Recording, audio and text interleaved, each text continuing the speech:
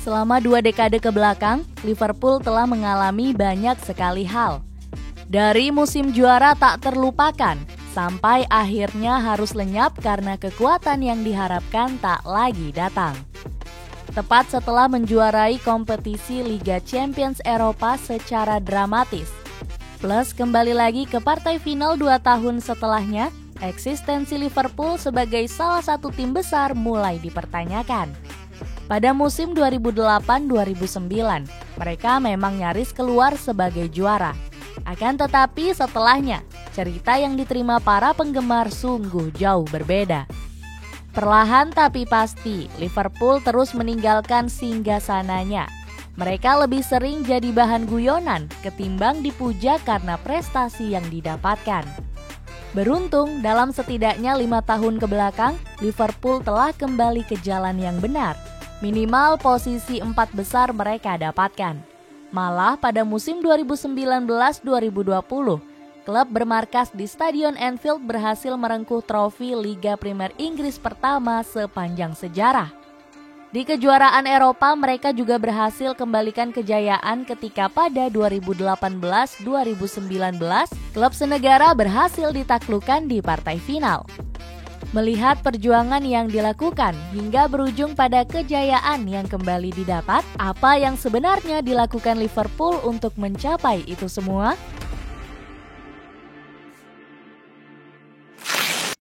Pergeseran kekuasaan.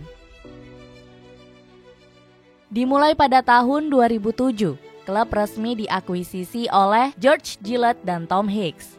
Sejak pertama kali kemunculannya sebagai pemilik anyar, 2 taipan asal Amerika Serikat itu menjanjikan banyak sekali hal, termasuk pembangunan stadion baru, mendukung penuh pelatih Rafael Benitez, sampai menjaga hubungan dengan para penggemar. Selain itu, mereka juga berjanji untuk tidak menggunakan Liverpool sebagai alat untuk memperkaya diri. Sayangnya, ucapan itu hanya bualan belaka. Mereka mengatasnamakan Liverpool untuk meminjam uang di bank senilai 350 juta pound sterling, di mana dana yang dialirkan ke klub hanya sebesar 105 juta pound saja. Sisanya atau sekitar 245 juta pounds lari ke Cobb Holdings, perusahaan yang mereka dirikan sendiri saat mengambil alih Liverpool. Melalui langkah awal yang sudah sangat merugikan, George Gillett dan Tom Hicks makin membuat Liverpool merana usai aliran dana yang masuk ke klub tidak benar-benar bisa dimanfaatkan. Jangankan prestasi, stadion baru yang dijanjikan saja hilang entah kemana. Parahnya lagi, dukungan kepada Benitez yang sempat dijanjikan juga tak dipenuhi. Pemilik meminta sang pelatih untuk diam ketika dirinya mencoba berunding untuk mendatangkan pemain baru. Kesialan Benitez kian temui puncaknya ketika manajemen sempat menjalin komunikasi dengan Jurgen Klinsmann untuk gantikan perannya. Meski pada tahun 2009 klub nyaris meraih gelar juara, aktivitas di luar lapangan tengah panas-panasnya. Penunjukan Christian Purslow sebagai Managing Director Liverpool membuat klub kian tak berdaya.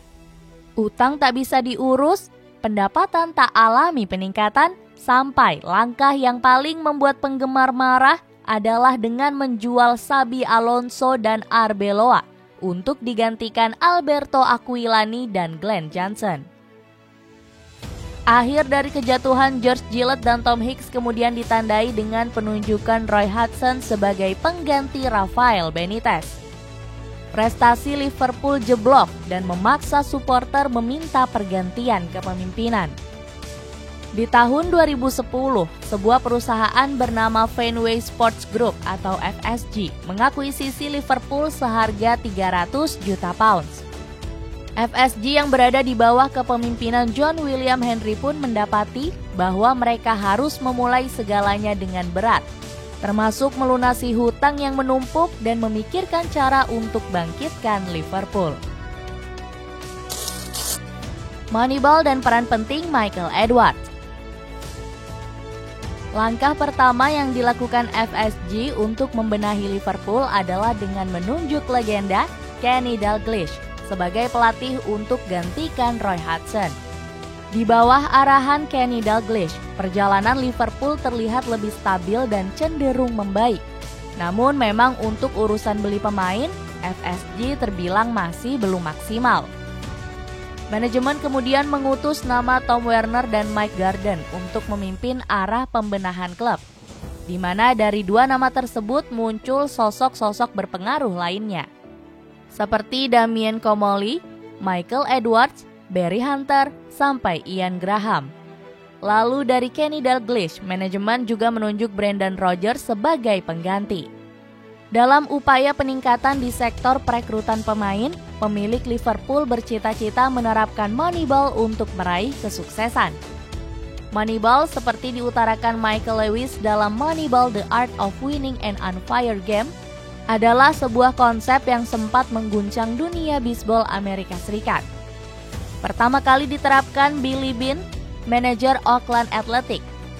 Konsep ini pada dasarnya digunakan tim-tim kecil untuk bisa bersaing melawan tim-tim besar.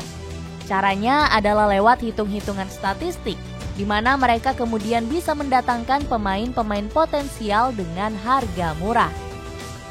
Pemilik Liverpool, John William Hendry, mengaku terkesan dengan Moneyball, di mana dia lantas menerapkan konsep tersebut di tim bisbol yang dimiliki, Boston Red Sox, dan berhasil. Bersama Theo Epstein, Boston Red Sox mampu menjadi juara pada 2004 sekaligus menghentikan kutukan Bambino yang sudah berlangsung selama 86 tahun. Dari situlah dia terinspirasi untuk menerapkan Moneyball di tim sepak bolanya Liverpool. Mulanya Henry mempercayai Damien Comolli untuk mengatur konsep ini. Dirinya pun berhasil mendatangkan pemain seperti Andy Carroll, Luis Suarez, Stewart Downing, sampai Charlie Adams. Bisa dilihat dari hitung-hitungan Moneyball, ketiga pemain tersebut bisa menjadi senjata ampuh Liverpool untuk melancarkan serangan. Carroll yang punya tubuh tinggi dianggap jago duel udara. Lalu Downing yang gemar mengirimkan umpan silang akurat dipandang sebagai pemain yang menguntungkan Carroll. Untuk Adam, pemain tersebut dinilai pintar dalam menciptakan peluang, sehingga klub disebut bakal mendapat banyak keuntungan dengan keberadaannya. Namun ternyata tidak semua pemain punya peran krusial, hanya memanfaatkan hitung-hitungan Moneyball tanpa mengindahkan hitung-hitungan sepak bola. Performa Andy Carroll, Stewart Downing, sampai Charlie Adams terbilang jeblok. Ketiganya tak bisa dimainkan dengan skema yang sama. Andy Carroll bahkan cuma bisa membuat 11 gol dari 2 musimnya di Anfield. Pembelian gagal itu turut membuat 3 musim pertama sang pemilik baru terpuruk. Kegagalan tersebut membuat Henry sadar bahwa Moneyball tidak bisa diterapkan mentah-mentah di sepak bola. Agar dapat bekerja dengan baik, konsep tersebut harus diatur sedemikian rupa. Dirinya pun lalu menaruh nama Michael Edwards untuk gantikan Damien Comolli yang hanya tahu untung rugi soal jual beli pemain. Michael Edwards yang dahulu berposisi sebagai kepala analisis tim, diangkat menjadi direktur teknik sekaligus juru transfer anyar Liverpool. Bekerja sama dengan Brendan Rodgers, ketika itu Michael Edwards menyarankan klub untuk membeli Roberto Firmino. Namun rencana tersebut mendapat pertentangan dari Rodgers yang lebih memilih Benteke. Padahal menurut Edwards, Firmino punya atribut terbaik sebagai seorang penyerang. Dia bisa menjadi penghubung serangan, menciptakan peluang, sekaligus mencetak gol. Sementara Benteke cuma jago ketika berada di dalam kotak penalti lawan. Akan tetapi hak veto yang dimiliki Rodgers membuat klub mendatangkan 2 pemain itu sekaligus. Setelah dibuktikan di atas lapangan, benar saja Benteke gagal bersinar di Liverpool, sementara Firmino terus melaju sebagai bintang baru. Hasil dari keputusan itu membuat Michael Edwards benar-benar cocok untuk dipercaya sebagai pemegang konsep Moneyball. Sekaligus membuat petinggi klub merasa bahwa mereka juga butuh pelatih yang tak sembarangan untuk menyempurnakan kinerja Edwards. Dari sekian kandidat yang disiapkan sebagai pelatih anyar, nama Jurgen Klopp kemudian dipilih untuk gantikan Brendan Rodgers. Lain dengan Brendan Rodgers, Jurgen Klopp dipandang sebagai pelatih yang lebih memahami karakter dan filosofi klub. Hal terpenting lainnya adalah Klopp terbiasa berdiskusi dengan direktur teknik mengenai masalah yang dihadapi. Berbeda dengan Rodgers yang lebih sering mengeluh di belakang dan cenderung terganggu dengan campur tangan Michael Edwards. Ketika Liverpool menyadari bila Klopp dan Edwards saling bergantung, klub lantas mengangkat Edwards sebagai direktur olahraga Liverpool pada 2016, lengkap dengan kesepakatan baru yang berbunyi, Edwards tak akan mendatangkan pemain apabila Klopp tidak menginginkannya. Lalu apabila Klopp menginginkan pemain anyar, tapi klub keberatan untuk mendatangkannya, keputusan ada di tangan Edwards. Dari situ Moneyball mampu berevolusi, di mana hitung-hitungan statistik harus sesuai dengan kebutuhan tim dan pemain mahal juga diperlukan untuk menunjang keberhasilan tim. Pemain-pemain seperti Mohamed Salah, Sadio Mane, Andy Robertson, Wijnaldum, sampai Diogo Jota akhirnya berhasil didatangkan. Kemudian masih ada lagi nama Virgil van Dijk serta Alisson Becker yang jadi bukti dari kejelian transfer Liverpool melalui konsep Moneyball. Meski mulanya banyak yang menyebut bila terdapat pemain yang punya harga terlalu mahal, namun pada akhirnya para penggawa tersebut mampu membuktikan dengan prestasi dan kejayaan yang diberikan untuk klub. Keberadaan Jurgen Klopp.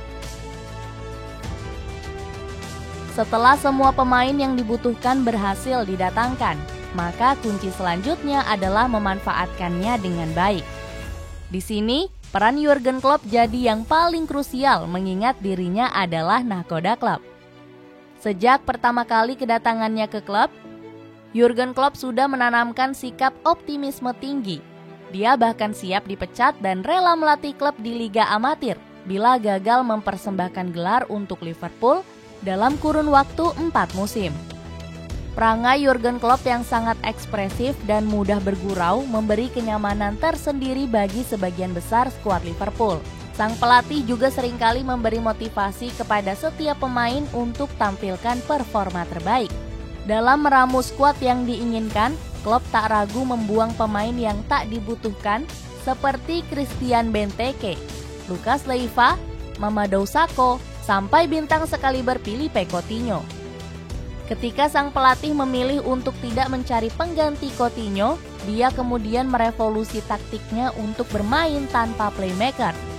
Dia mengubah 3 gelandang Liverpool bak sebuah mesin yang terus bekerja keras sepanjang 90 menit. Maka jangan heran bila kemudian kita mendapati pemain seperti Jordan Henderson, Fabinho, sampai Wijnaldum punya daya jelajah yang fantastis.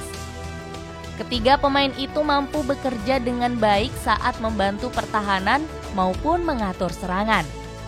Guna mendukung skema bermain tanpa playmaker, Klopp juga menginstruksikan Roberto Firmino dan Sadio Mane untuk turun ke belakang dengan meninggalkan Mohamed Salah sendirian di depan. Dengan mengandalkan skema 4-3-2-1 saat bertahan, Klopp menjadikan Liverpool terlihat solid saat diserang dan cepat ketika melakukan serangan balik. Dalam memainkan bola tanpa playmaker, Klopp turut menginstruksikan para fullback untuk memberi umpan jauh.